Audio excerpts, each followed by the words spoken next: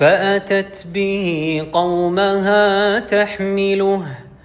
قالوا يا مريم لقد جئت شيئا فريا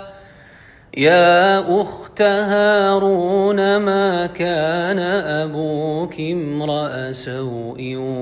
وما كانت أمك بغيا فأشارت إليه قالوا كيف نكلم من كان في المهد صبيا قال إني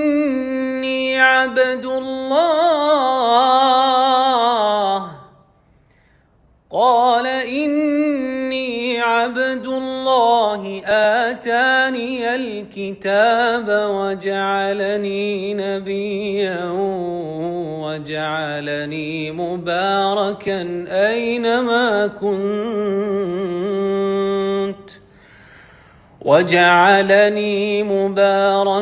أينما كنت وأوصاني بالصلاة والزكاة ما دمت حيا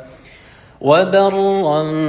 بوالدتي ولم يجعلني جبارا